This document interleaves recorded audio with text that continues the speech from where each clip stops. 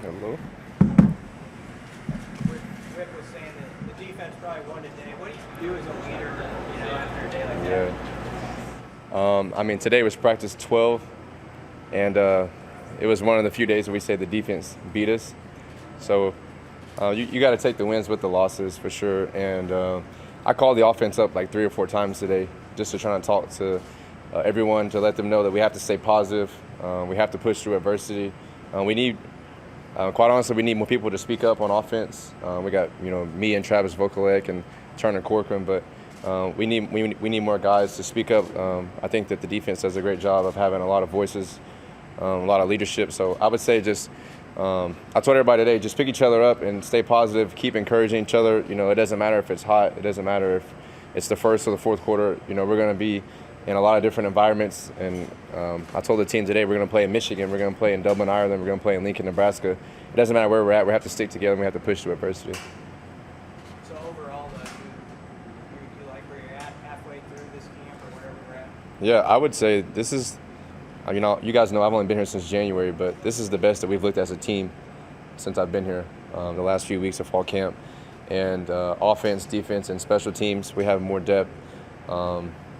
We have a lot of guys making plays on both sides of the ball, whether that's in one-on-ones, whether that's in 7-on-7 or in team periods. It's gone both ways throughout the practices during training camp, and I'm really excited about where we're at, but I'm a perfectionist. I want us to take the next step as a team. We have to get better as an offense, as a team, and I have to get better as a quarterback. Ross said he's seen a difference in you since you had your procedure. Do you feel that? Yeah. A lot of times the body will overcompensate. I went from October 9th to April 9th all the way through spring ball. I basically had a ligament that was, injured, and I had a lot of ongoing chronic, issues in my thumb that I didn't know about. And once we found out, we got it fixed. And I basically went from October to April throwing the football, not knowing that I had some damage in there, and we got it fixed. And I would say now I feel better than ever. My grip is 100%. I'm able to throw the ball like I want to with the velocity that I want to. Have great mechanics. I have more zip on the ball, and I'm able to throw it around the field. So I would say I probably was making it work just by compensating. From week 6 against Oklahoma in the second quarter, I threw a screen pass to Bijan Robinson on the left hash on 3rd down, and it was incomplete. And I basically probably tore and strained all the ligaments and muscles and everything in my hand. I didn't know at that time what the severity of it was, but like I said, everything is fixed now, and I'm healthy, and my thumb and my arm are stronger than it's ever been. I'm really excited about the way the ball is coming off my hands, and I think Coach Frost is right. I have more confidence and more grip, so I'm able to just make more throws. This may sound like a dumb question, but when your thumb isn't doing what you want it to do, how do you with that? Like, how do you have to unlearn some bad habits? Yeah, all I know is that I was able to physically still move the ball down the field. I wasn't able to throw it with the exact velocity. I couldn't throw a spiral 100% of the time. I wasn't able to throw it 60-plus yards down the field, but I could get it 45, 50 yards. So I just made it work for the last 6 weeks of the season. And then I went through spring ball, and I was getting treatment on it all day, day and night. And I don't know, I just made it work. And, football is a physical and violent sport. And if you're able to physically participate and be out there with your team, then a lot of times the coaches will allow you to be out there. So I don't know, I just made it work. And you're right, I probably compensated and changed some of my mechanics without knowing it. But, I made it work. And like I said, now that I got it all fixed, I remember what it feels like to be back to normal. My mind and my body almost forgot because it had been so long without, it being normal. But it's all fixed now, and I'm excited about where it's at. When did the procedure occur? That month? Yeah, it was in April.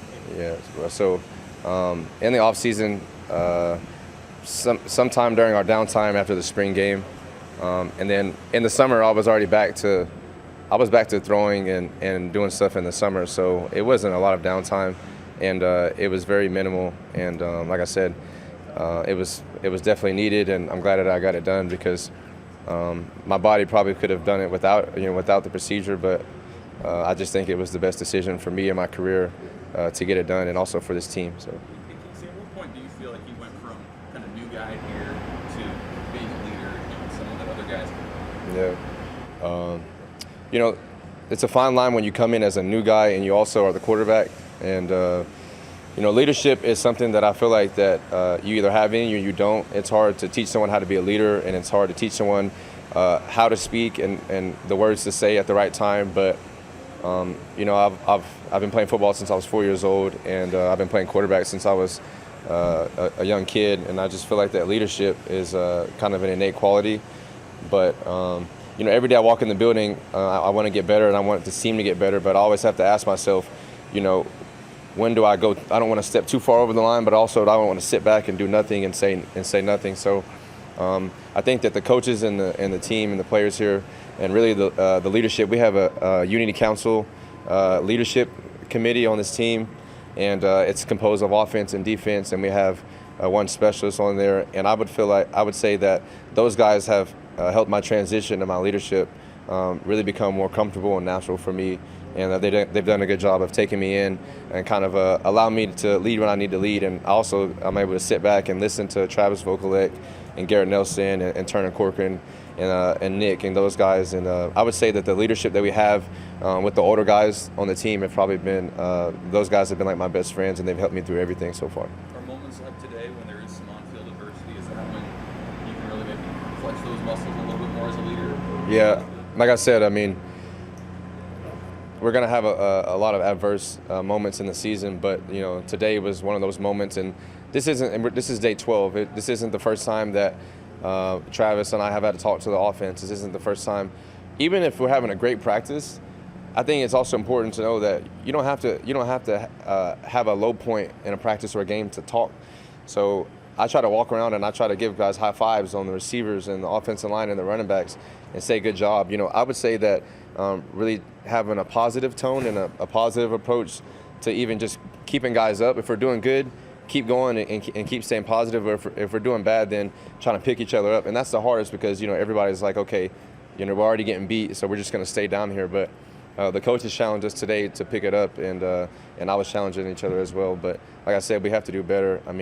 It was our first practice in the stadium, full pads, right? I guess it's hot for people in the last year, at this time last year, we were having practices at 115 degrees in Texas heat. So today wasn't that hot to me, but I also don't weigh 330 pounds, and I'm not a lineman, so can't speak for everyone. But today was a little bit adversity, and we have to be able to fight back.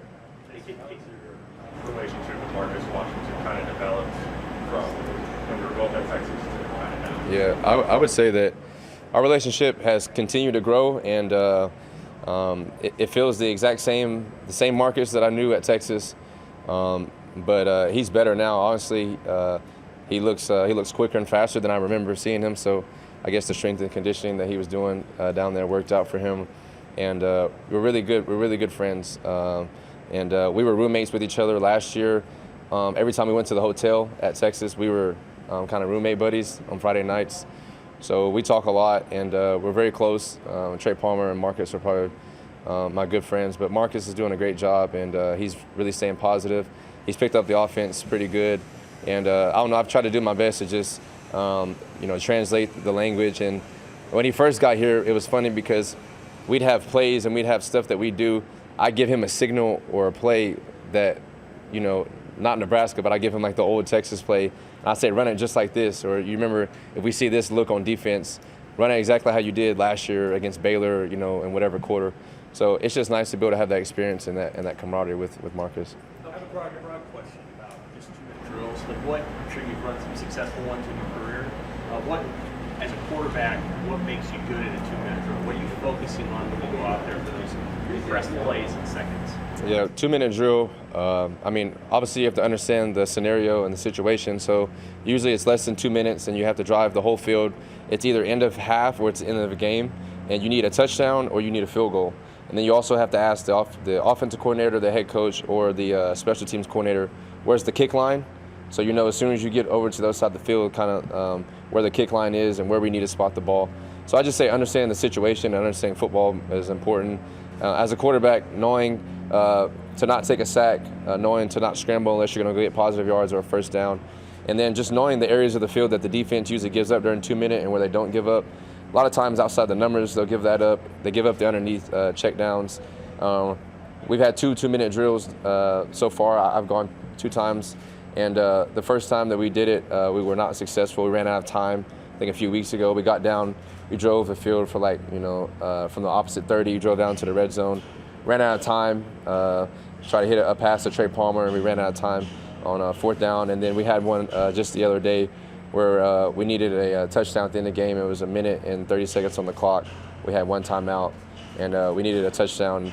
He drove the ball all the way down inside the red zone, and the defense also stopped us. So, I mean, they're doing a really good job. We just ran out of time, and the coaches put us in a lot of adverse situations for our 2-minute drill. But I would say being smart with the football, understanding the situation, and just maintaining composure at quarterback is very important.